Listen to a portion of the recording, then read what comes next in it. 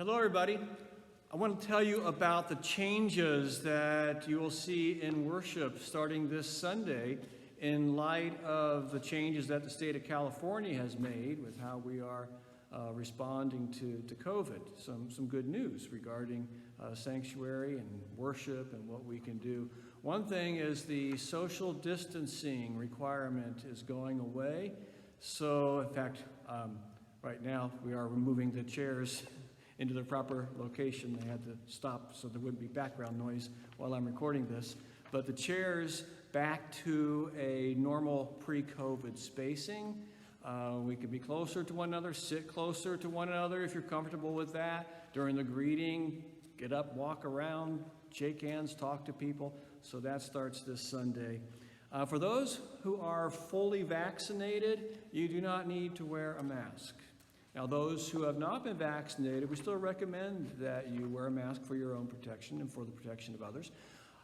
But we're not going to be checking, we're not going to be asking, nor will we be denying anybody entrance based on whether they've been vaccinated or whether they're wearing a mask. All, as always, are welcome here.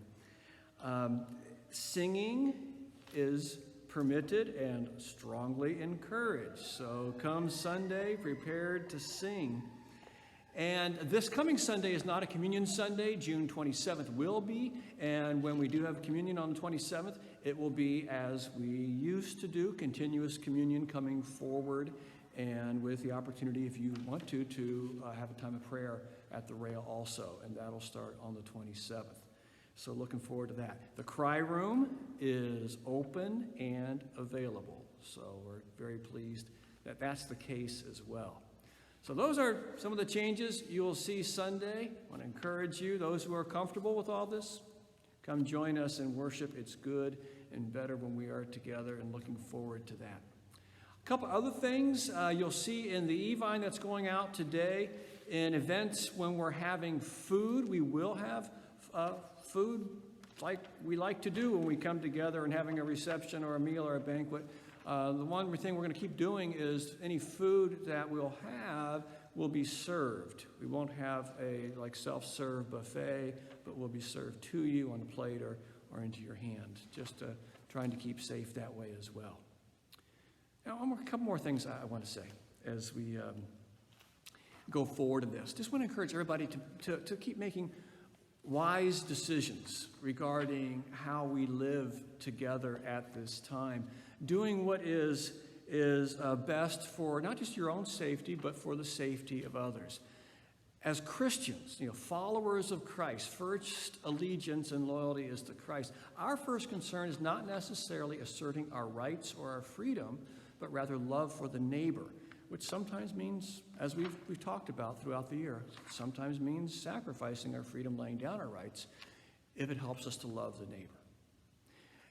And the other thing is, part of that loving one another is looking at each other with compassion and kindness. As has been the case throughout COVID and will continue to be the case, different people have different opinions and different practices on how they respond to it. We are to look on each other with compassion, with love, with kindness, no matter what opinions people may have, masked, unmasked, vaccinated, not vaccinated. We are the people of God above all.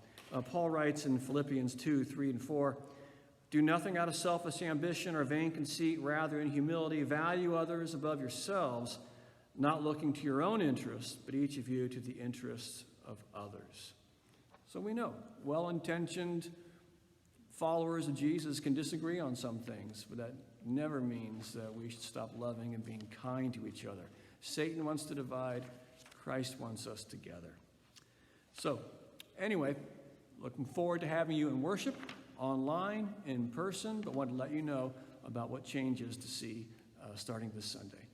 God bless.